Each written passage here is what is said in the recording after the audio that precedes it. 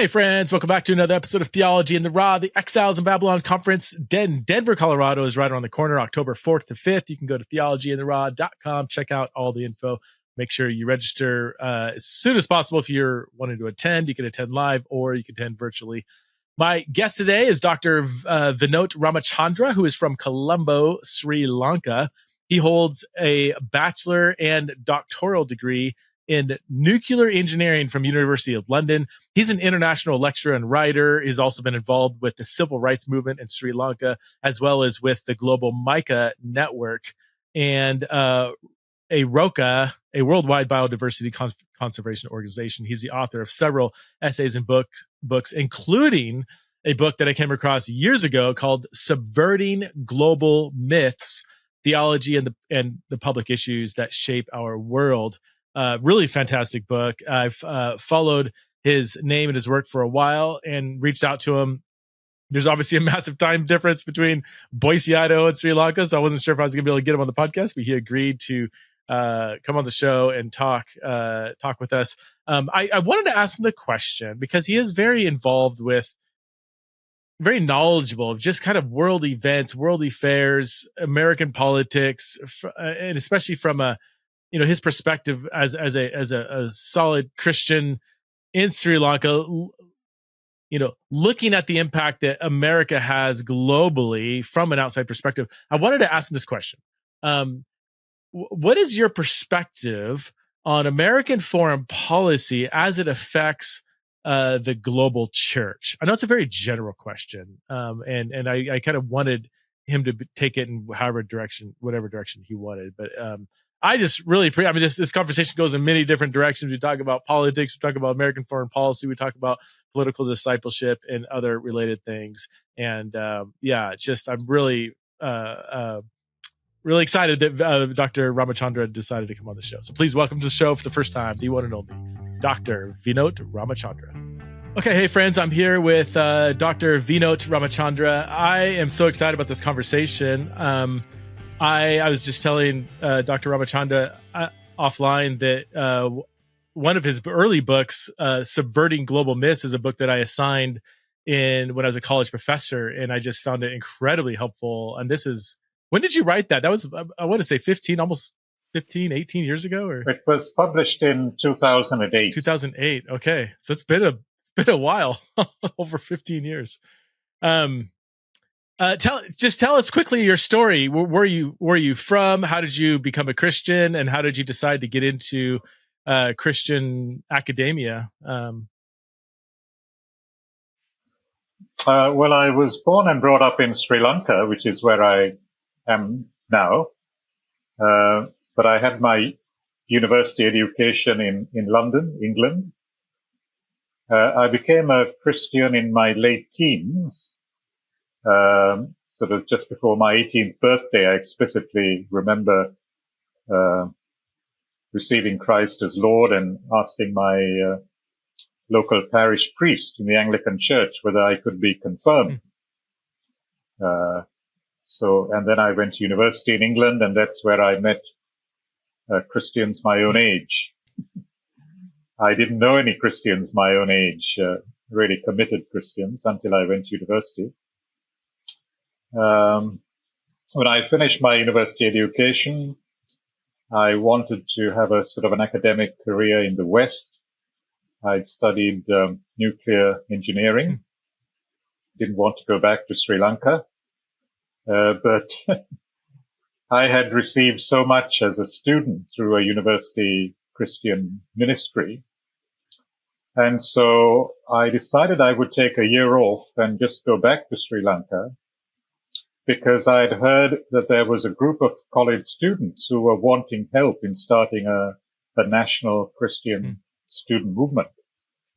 So I said, okay, I'll spend a year with you and help you. And I just traveled around the island. When I saw what was happening in the country and in the churches, I thought, well, how can I go back to Britain or America? There's so much need here and so few committed Christians, particularly having gifts of speaking, of Bible teaching.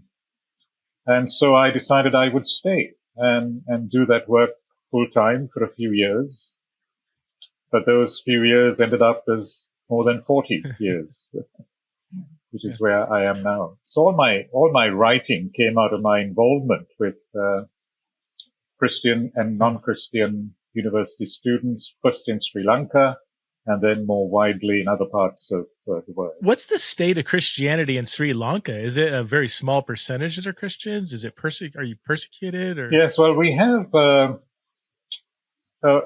the total population is 22 million, of which 7% are Roman Catholic, and that's largely because we were a Portuguese colony in the 16th century, and there were fishing villages on the coast that were mass baptized by the Portuguese. Protestants number just only 1%, less than 1% of the population. Wow. Is Christianity looked down upon? Is it an accepted religion, broadly speaking, in Sri Lanka?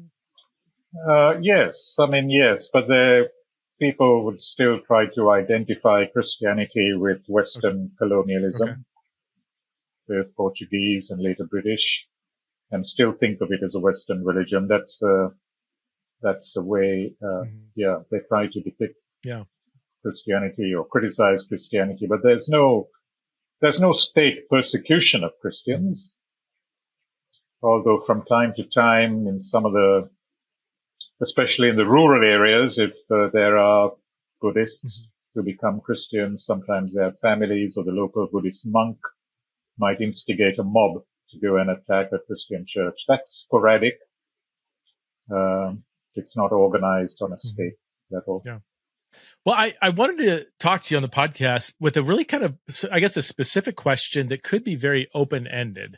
So I'm happy for you to address it however you want. As my listeners know, Theology in the Raw is very much unplanned. I like to see where the conversation goes. But the starting point I'd like to toss out is I would love your perspective on the impact that American foreign policy has on global Christianity. I know that this is kind of a broad question, but I guess my underlying motivation here is that we Christians in America, it's easy for us to be very, very patriotic, and like anybody's going to, love their country for the most part. But sometimes I think we can be overly maybe think too well of American foreign policy, or think that we are the good guys. There's a lot of bad guys out there. So whatever we're doing is probably producing good in the world. And yet in reading your work, I mean, you, as somebody who's not in America, and yet is very much a committed believer, gives sometimes a different angle. So yeah, go back to my original question. What would you like to say to American Christians about the impact that American foreign policy has on the global church? Yes, well, it's very interesting for us to see the whole what's called the Christian nationalism movement in America as a kind of mirror image of the Buddhist nationalism that we experience in Sri Lanka, or the Hindu nationalism that's there in India, or the Muslim or Islamist nationalism in some parts of the Islamic world. Because basically the claim by these groups of people is that the country really belongs to us. In the American case, that America is founded as a Christian nation, and so we face threats from people who are not Christians, who are in positions of political power. And so we must recapture power, and these others should regard themselves as our guests, thereby our sufferers. But we are the rightful owners of this country.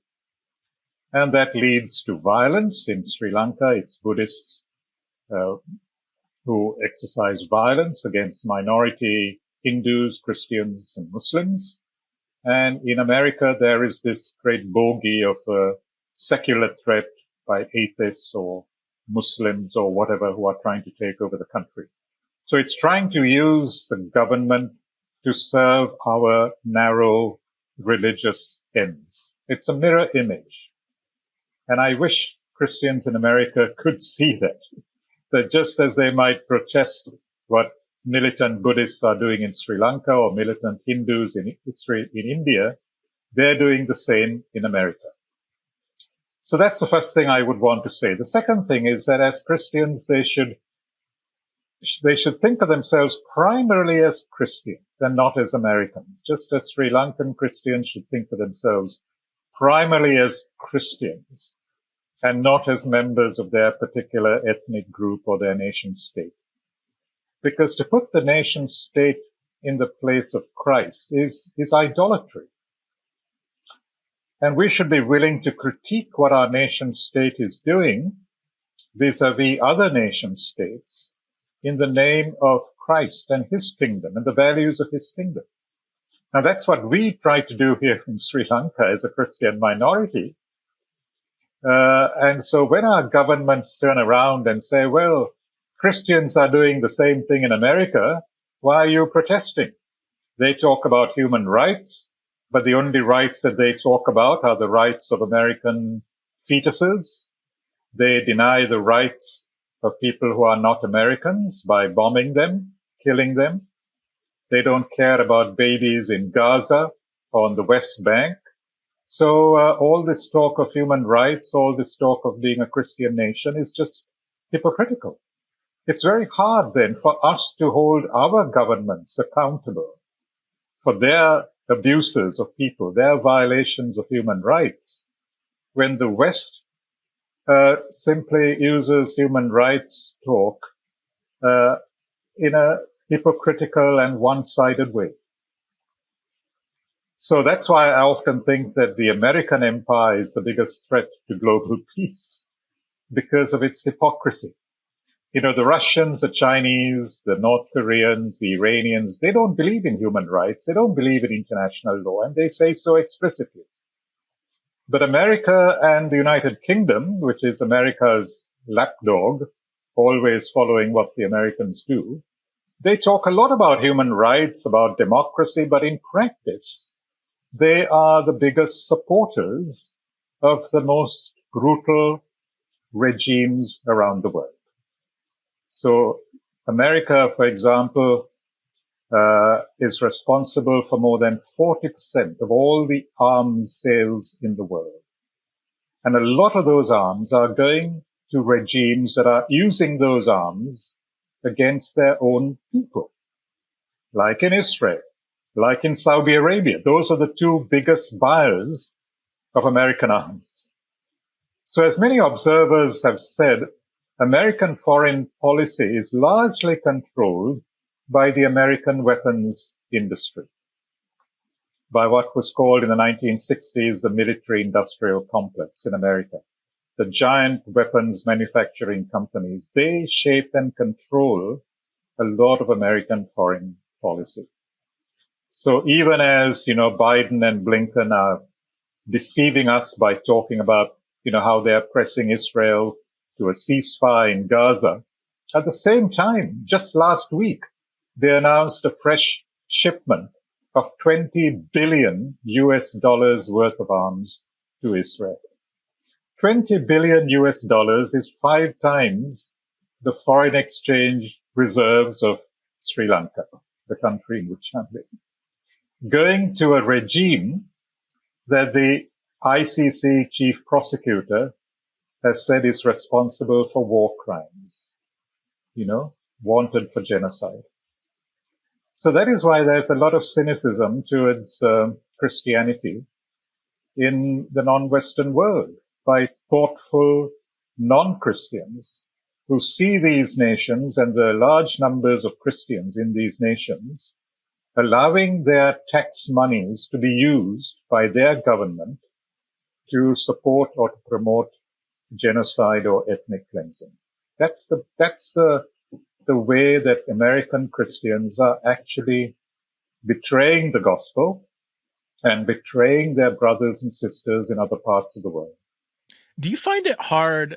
I appreciate that. I've actually had several Christian Palestinians on the show over the last 8 months, really, to say a lot of what you're talking about.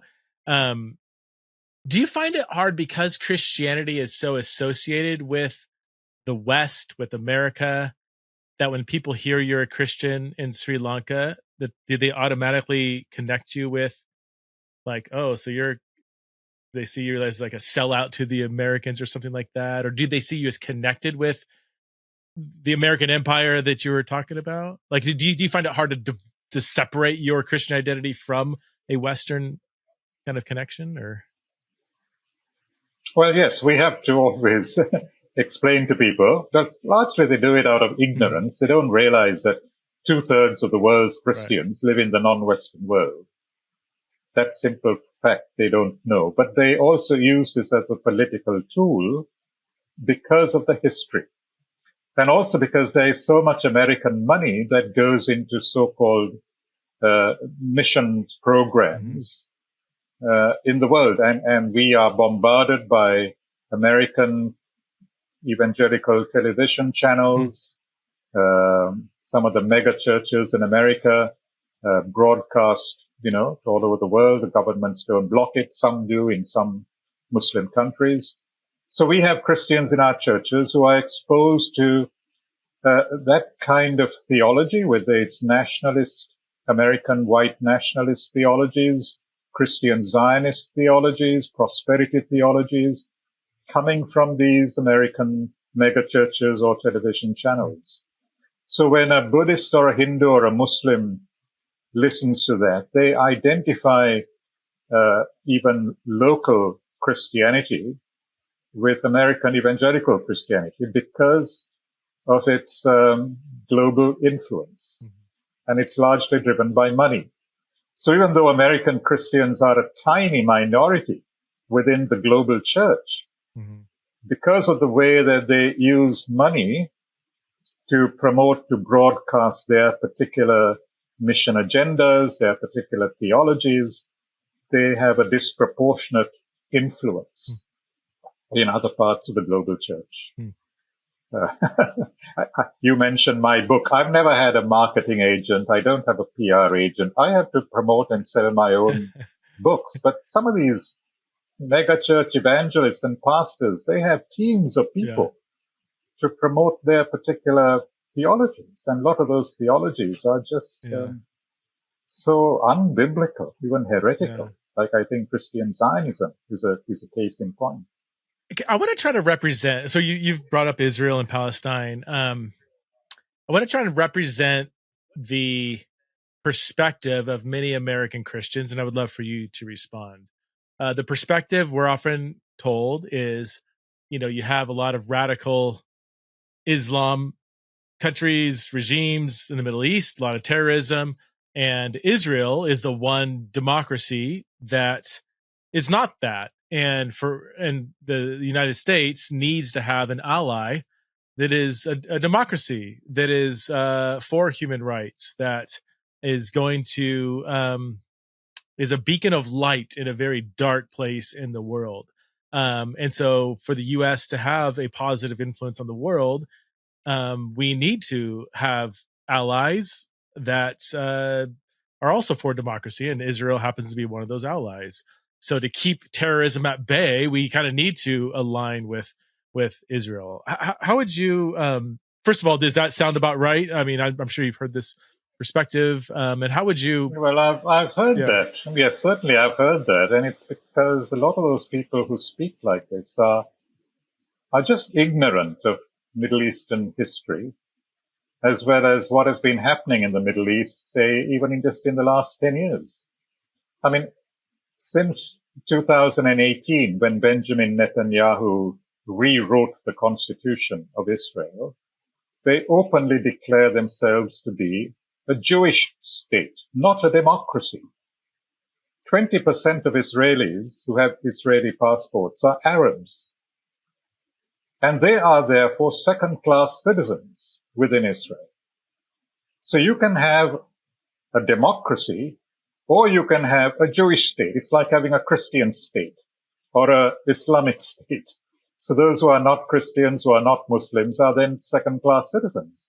So I have friends who are Arab Christians within Israel. They're not Palestinians. Leave aside the Palestinians. These are Israeli Arab Christians, 20% of the population within Israel, who are not treated as equals. And there are also many Jews within Israel who are opposed to Netanyahu and his murderous policies over the last 25 years towards the Palestinians, and who are speaking up for the rights of Palestinians. And even within America, if you look at all the protests that are taking place in America, there are many young Jews who are opposed to the Zionist project, which is to make, include Gaza and the West Bank within the state of Israel and push every Palestinian, every Arab out. They're opposed to that. They have been for many, many years. So the irony is that it is Christians largely who speak in the language that you have just spoken, whereas there are many Jews both within Israel and living outside Israel in America who see Israel as a despotic tyranny, far worse than many Arab states. There are democracies in the Arab world. And if there are dictatorships like in Egypt or in Saudi Arabia, they are allies of the US. You mentioned Saudi Arabia. This is something I don't think a lot of Americans know, the relationship between America and Saudi Arabia. That's been there's just a lot of stuff going on that I think we're just unaware of. Can you, if you're knowledgeable of this relationship? Well, it's very interesting. Remember when Trump became president, the first foreign trip that Trump made after he became president was not to Britain or to Europe. It was to Saudi Arabia. And it could be because of all his business dealings in Saudi Arabia and the Arab states, but also because, like I said, next to Israel, Saudi Arabia is the biggest buyer of American arms. And Saudi Arabia is a patriarchal monarchy.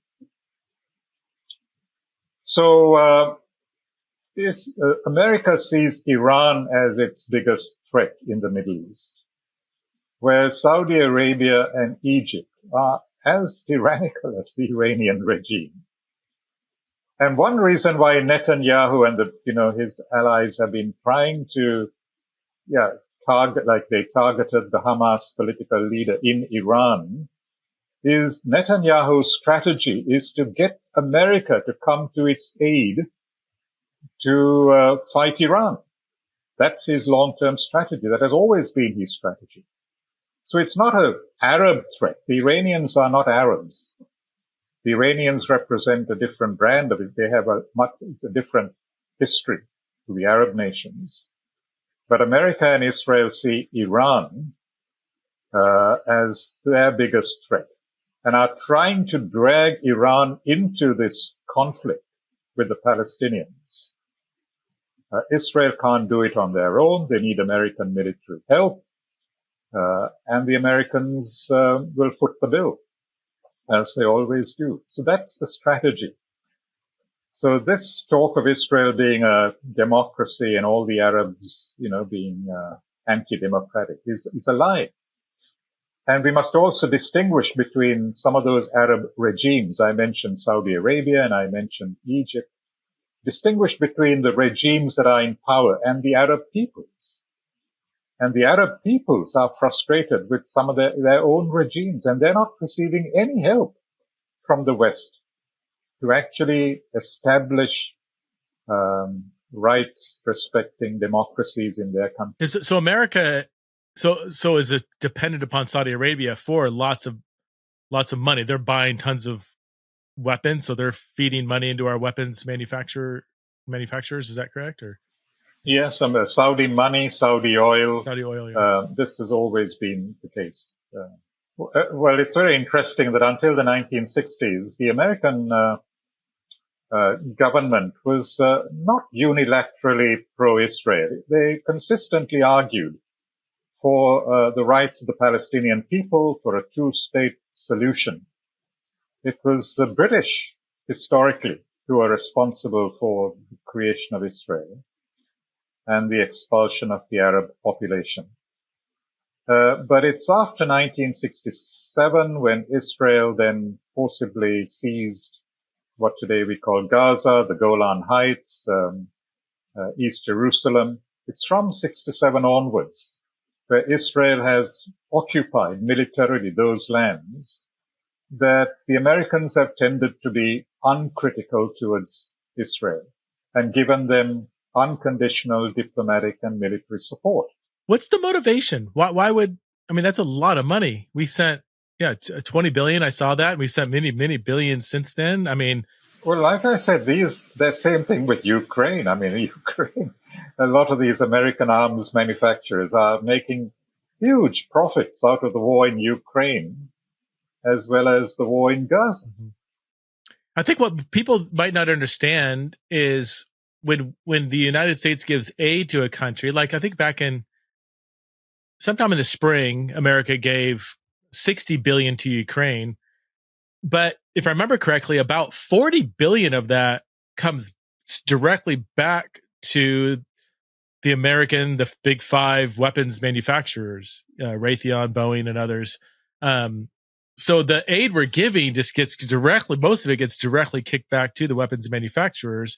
And there's a well-known revolving door between people that work for like the Department of Defense, government positions in America, and also working for these weapons manufacturers. Like there is a lot of kind of back and forth with how people were employed. And so there is this internal kind of, it's a military industrial complex that Eisenhower talked about.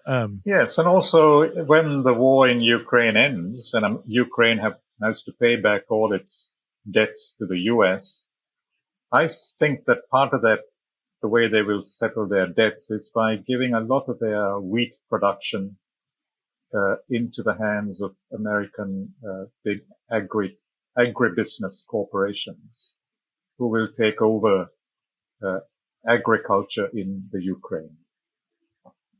So look where the money is going. Follow the money. I think that's the clue. And as many people would say, America is not a democracy. America is a plutocracy.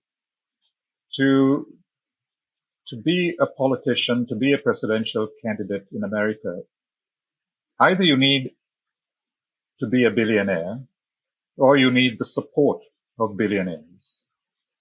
And so all these powerful corporations back their candidates. And you can see this happening with Trump. You can see this with Biden, the Democratic Party.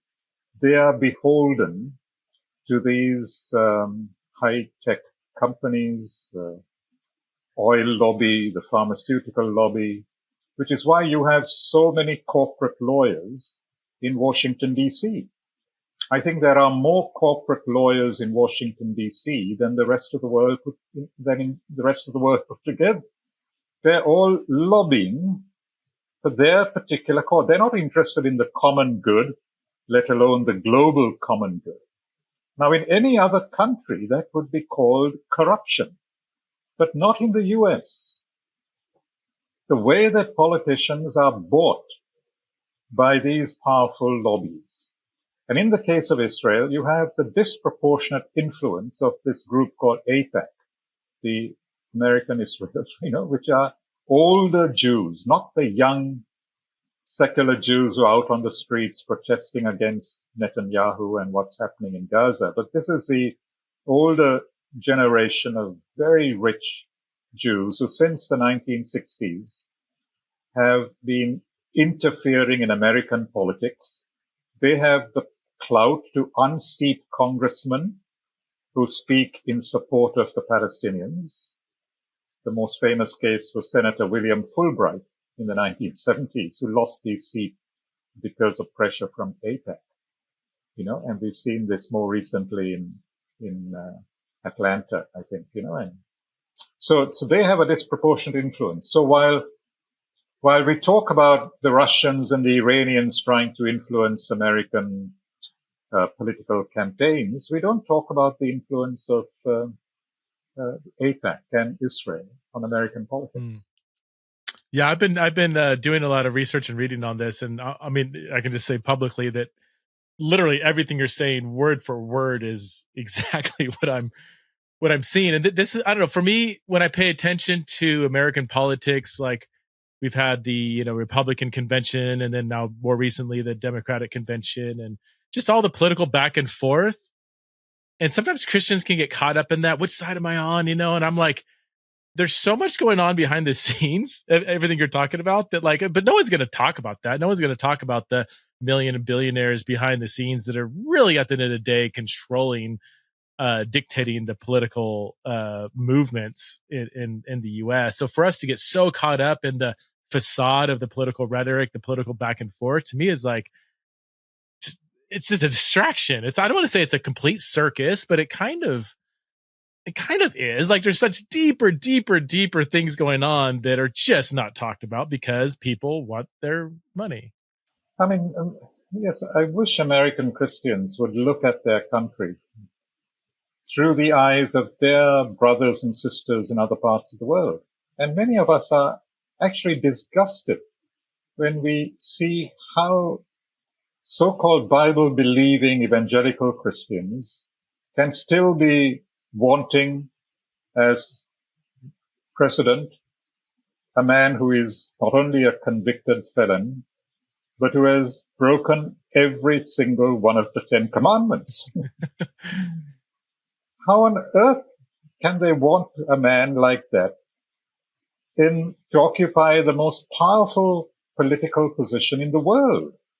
And then to have their taxes being used by their governments to support, genocide. How can they have congressmen who give a standing ovation to a man who is wanted for war crimes? Now, this is the puzzle. We just don't understand what it means when American Christians call themselves, Christians. What kind of Christianity are they talking about? It's very remote from what Jesus and the apostles were preaching. What would you, if I was... And this is why there's so much cynicism towards evangelical Christianity, not only in the US, but also in our part of the world. So the word evangelical has become a dirty word. And it's a word of, used with disgust or ridicule in many circles. Would you say that that's a pretty typical perspective outside of America? Among Christians? Yes, it is. Among non-Christians, yeah. Yes. Okay. Yes. Like they don't understand how... Like I said, there are many Christians, particularly Pentecostal Christians, who are, not all, but certainly who are highly influenced by what comes from America through the mega churches and this kind of, Zionist propaganda. But those in the older denominations, mainstream churches, are as critical as I am. Yeah. But I'm talking of non-Christians who go by what the media report.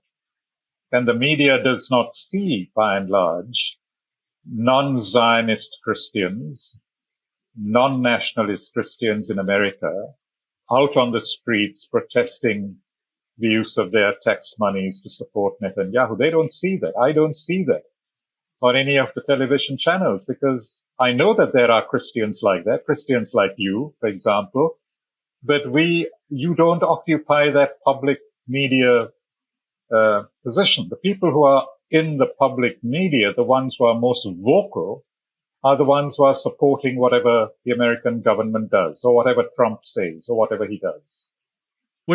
That's the distortion in the media, which actually works against us and makes the gospel less credible to our non-Christian friends in our society. Would most people in Sri Lanka, both Christian and non-Christian, be critical of the state of Israel? Yes. I think the majority would be quite critical. Okay. But our voice doesn't count. What about outside of Sri Lanka, in other parts of the world that your knowledge? Well, India, because India has a Hindu nationalist government. Okay. The Prime Minister of India is as bad as Netanyahu, and is an ally of Netanyahu's because they get a lot of surveillance equipment from Israel to monitor the Muslim population in India as well as Christians. So again, this is another irony that the US supports India, despite the fact that the US State Department in its annual reports have always highlighted the lack of religious liberty in India. India comes quite high on the lack of religious liberty. And yet it's a strong ally of the US, because the US would prefer to line up with India than with China, and wants to use. So we are caught in this sort of big power squabble, Yeah. So. What's the relationship between Sri Lanka and India like? Are they very similar culturally and politically, or no? Well, they're different. We've never been part of India. We are largely a Buddhist population, 65%, although we have significant Hindu and Muslim minorities. But because India is so much larger and much more powerful, our policies sometimes are constrained by India. And we are currently facing a huge economic crisis. And so we are dependent on India and China for a lot of aid. And India, China, and the US have their own sort of interests in Sri Lanka because they want, because of our geopolitical position. All three major powers want some kind of foothold in Sri Lanka. So we have visits from the US Navy from time to time, the Chinese Navy, the Indian Navy, and so Sri Lanka has to politically jockey a position between those three competing powers for some kind of military presence, because each of those powers wants to control the Indian Ocean. And Sri Lanka is situated such that it's, in a key position. So even though we are a poor country and a very small country, geopolitically we are strategic in the present climate.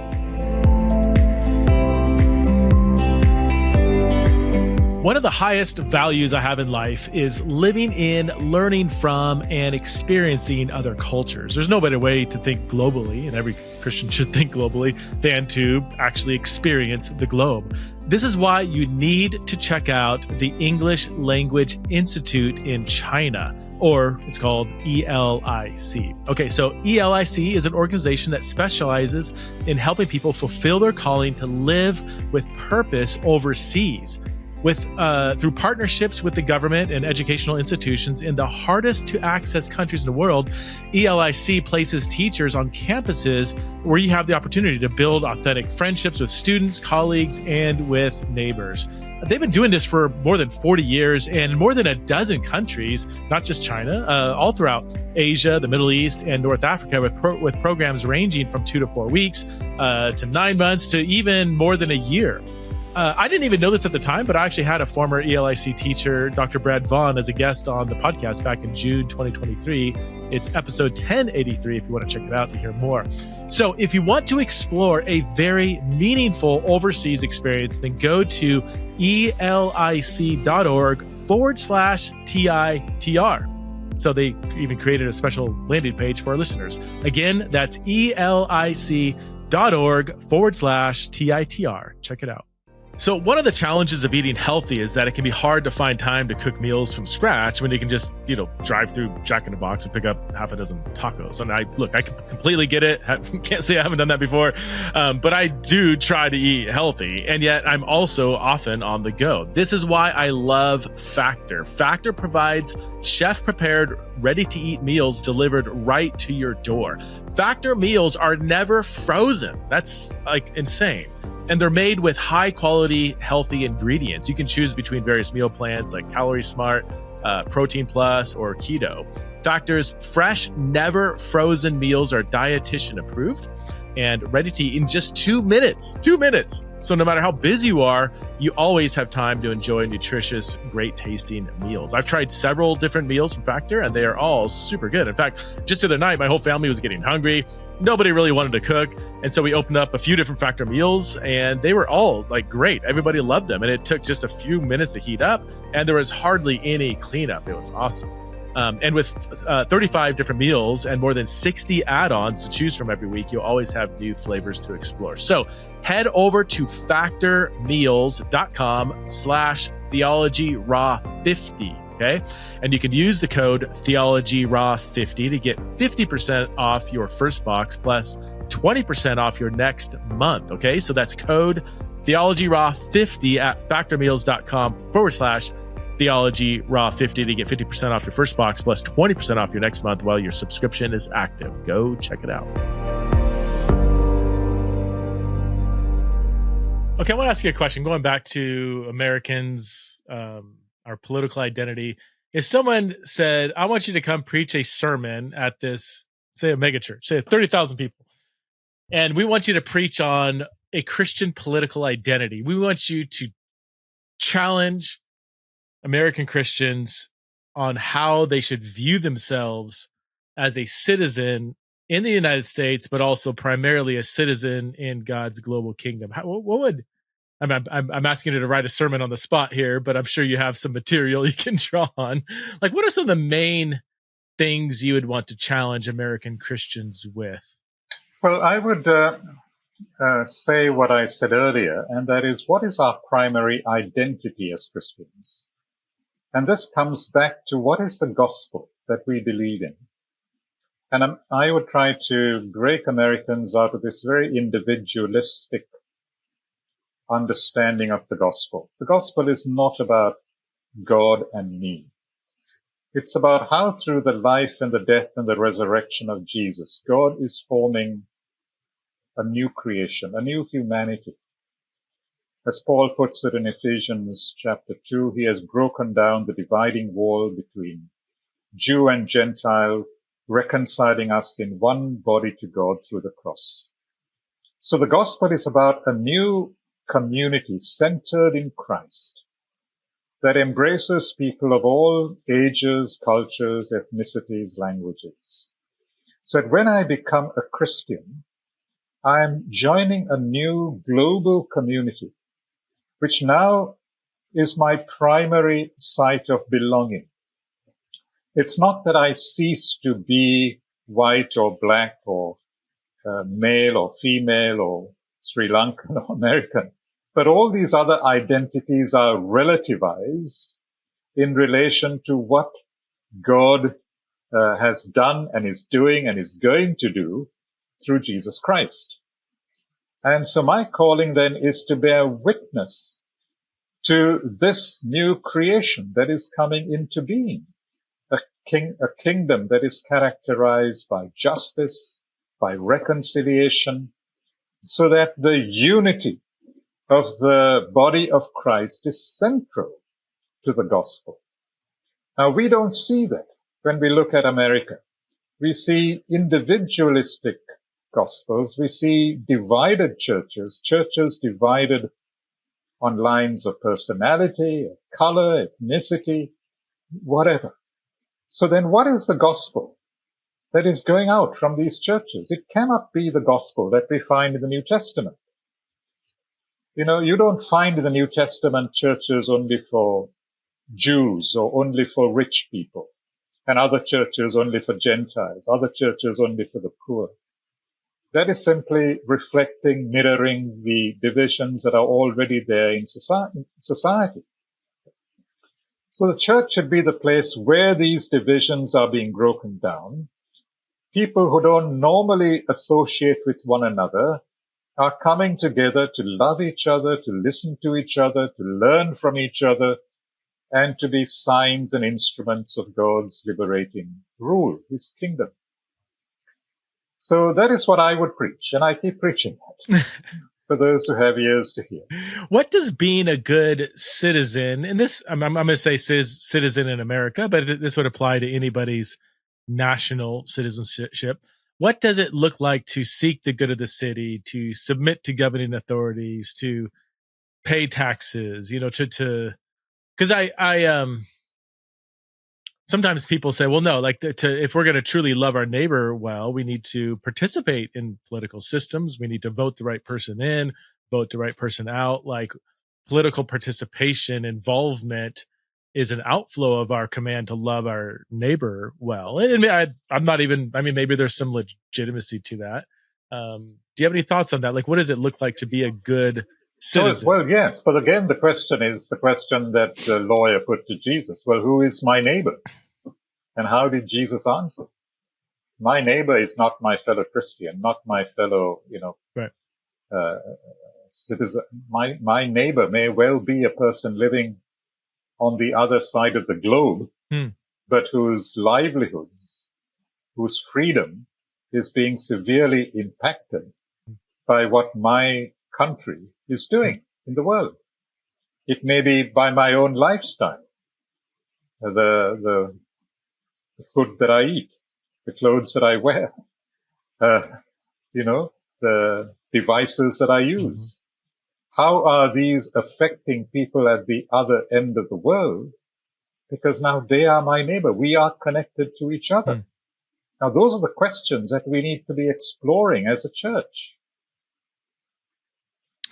So yes, Christians should be politically involved, but we must be careful that our political involvement is shaped by the gospel, the values of the gospel, and not just a Republican mindset or a Democrat mindset, And the sad thing is Christians are going into politics around, I see this in other parts of the world as well, thinking that once they're in politics, they can use their political position to promote their narrow church agenda without working out first, what is a Christian political vision?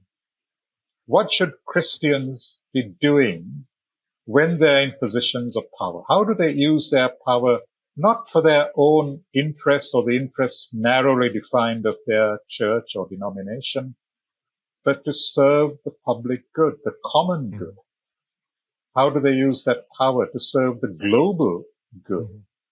If the world is threatened by global warming, nuclear proliferation, increasing despotism around the world, tyrannies, how do we use power responsibly to mitigate the effects of those? Now, those are the questions that Christians and Christian churches should be discussing.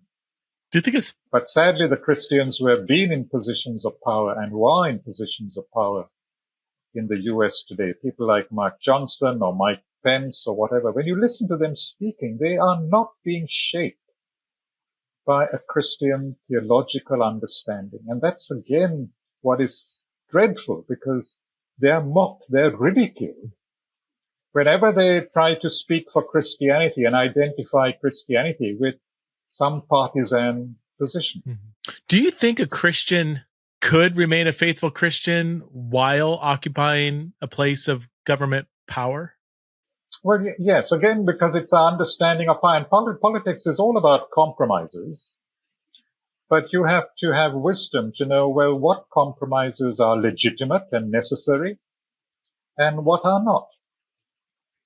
And that's true also not just in government, I think even within church politics. In institutional churches, we are often having to hold together people and positions who are diametrically opposed to each other. And if we're to actually build an inclusive, pluralist society, an inclusive church that welcomes different theological voices, theological positions, we have to grow in the art of Christian politics. Where do we have to compromise? Where do we have to change? And where do we have to, not compromise? So those are difficult decisions, but that's the stuff of all politics, not only in government, but in all institutions. The easy thing is what happens in America. If you don't like what is being said in the pulpit, you just leave and you start your own church. And so you end up with not churches, but these religious ghettos, religious clubs, where everybody is the same, thinks the same. And that is a denial of the gospel of reconciliation, of building what Martin Luther King called beloved community. The idea of compromise, that is hard for me, because it's like, how do you determine what you should compromise on and what you shouldn't compromise on? What kind of, and we don't really have a good biblical model. We see this happening in the early church. We see this happening in the early church in Acts 15, the Council of Jerusalem, where again, and you find also Peter in Acts 11 and 12, he's dragged, 10 and 11, Acts 10 and 11, He's dragged to the home of Cornelius, the first time in history that a Jew is entering the home of a Gentile. Mm-hmm. And Peter begins not by preaching, but by listening to this Gentile tell his own story of his own encounter with God. And then Peter says, now I understand that God has no favorites. So Peter's own understanding of the gospel is deepened and widened through his exposure to a stranger, a foreigner. Just as Cornelius now needs to hear the story of Jesus from the lips of Peter to receive the assurance of the forgiveness of sins and the gift of the Holy Spirit. And then they are bonded together into this new community. So unless we are willing to compromise our stances and learn from the other, we don't grow. We don't mature. Mm-hmm. And so what we need to compromise, where we shouldn't compromise, is not something we can figure out beforehand, before the dialogue, before the conversation. It's something that only emerges in the conversation, through the conversation with others who are different to us. I just think, going back to like AIPAC and all the million and billionaires controlling so many things, like if a Christian was pretty high up in the political system, let's just say in America, that's the only context I know, and he says, you know what, I'm not going to take a dime from any lobby that's trying to pay me, trying to buy me out so that I can push through whatever thing they want me to push through. I'm going to say no to all that stuff, and I'm not going to tear down my opponent. I'm going to love my enemy. I'm going to wash their feet. I'm going to love my neighbor. I'm going to say no to any, so somebody trying to buy me out by money. I mean, how long would you actually, those things seem to be so deeply embedded in the system that I guess I'm a little skeptical that you could maintain these really core Christian values and remain in that system very long, at least at the higher up level. I'm not talking about like local, like city council or something. I don't think the corruption is as deep there. I don't think, but I don't know. But I've never been in that position, so I maybe I have a too cynical view of reality. I don't know. Well, I meet with a couple of Christian politicians here in Sri Lanka. They're the only two Christians in our parliament. And we have been meeting together with others regularly for the last 15 years, and we discuss these issues together. Yeah. How they should vote on a particular issue that's coming up in Parliament, on where they should compromise, not compromise. So I would say to Christians in positions of power, and not only in government, power in the corporate sector, power in the judiciary, power in other, institutions, universities, for example. You need to have a group of people who are wise, who are theologically astute, with whom you can discuss the issues, the moral issues that you are facing. If you don't have the humility to listen and to learn from the wider body of Christ, whom you represent, then you will end up either making foolish, dreadful compromises, just going with the system, or just dropping out.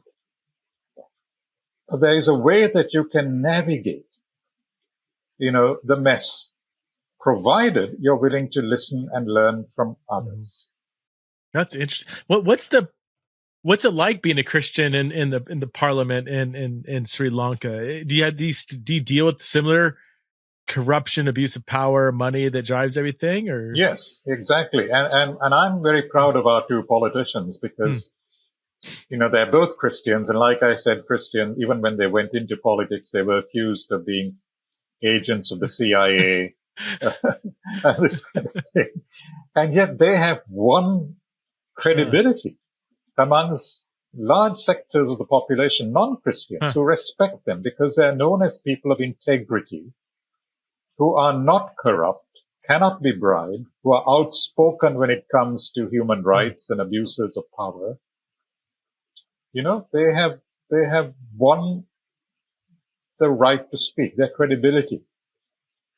But sadly, they get very little support from the churches, financial support, or people who are willing to go and, clerk for them, help them in practical ways. We have elections coming up, and they both have shared with me, they get very little support from the churches, especially the evangelical churches, who think that, well, they shouldn't be politicians, they should be pastors. Oh, yeah. But whenever, say, a church is being attacked by a mob, then they want these politicians to speak up in Parliament. Yeah, right. So that's, Wow. Well, we just have a few more minutes left. What are you currently thinking through? Are you writing a book right now? When you wake up in the morning? No, I'm not.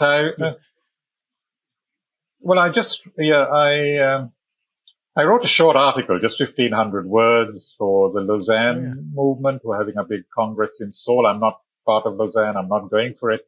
But they asked me if I would just write an article for the delegates going to Lausanne on this topic of the impact of the kingdom of God in all areas of life, which I did, and they put it up on their website. So I've been writing articles like that for various people. I've been giving a lot of talks both to secular and Christian audiences recently on the ethics of artificial intelligence. That's an issue that concerns me, but I don't think I have anything new to say that would, legitimize a book. There are lots of books coming out which are saying so much better what I would want to say. But again, sadly, many of those books are actually written by thoughtful, non-Christian ethicists or philosophers. What's your position on AI in a nutshell? What's your... in a nutshell? Well, again, like all technologies, they're useful as tools, but not when they become masters and control us. And there's a great danger that we bow before our tools and give them control over our lives. And so they begin to shape us in their image. And then they become idols. So actually the first book that I ever wrote was a book called Gods That Fail. That was in 1996, but it's been reprinted in 2016. It's still in print, which is basically about modern secular gods, idols. Like whenever we turn technology or science or market forces or the nation state into an idol, and we give them an allegiance that they don't deserve. We put them in the place of God. They are the new modern secular gods. So I see AI as fitting into that whole way. The hype about AI, I don't believe in the great dystopian fears that AI is going to take over the world, and to me that's far-fetched. As far-fetched as the utopian fears that AI is going to solve all our political and social and economic problems. I am interested in the way that AI is currently being used. The way that people's data is being used, the way that governments and corporations are using our personal data, the way that certain groups of people are being discriminated against. All this. People who are being exploited by these AI companies, the growing power that AI, the 5 tech giants, as well as some Chinese corporations, they represent power without accountability. We can't hold them to account like we can governments, and we have allowed them to become more powerful than most governments, and that's dangerous. Wow. Well, Vinoth, thank you so much for your time. I've been looking forward to talking to you for a while, and I really appreciate your voice and this really stimulating conversation. So, where can people find you and your work? I know you have a blog that you have. What's that? Yes, I mean, I have a blog. I haven't written something for a couple of months. VinothRamachandra.wordpress.com. Well, thanks so much for being on the show. I really appreciate it. Well, thank you so much, Preston. Thank you.